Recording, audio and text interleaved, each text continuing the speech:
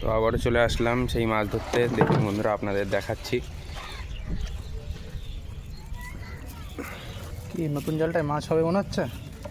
আশা করি তো হবে, দেখা যাক। দেখা যাক কী হয় জালটায়।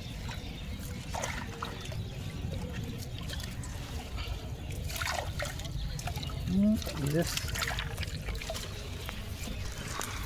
সুন্দর মাছ বেরিয়েছে, সুন্দর মাছ। বন্ধুদের মাছটার সাইজটা একটু দেখা।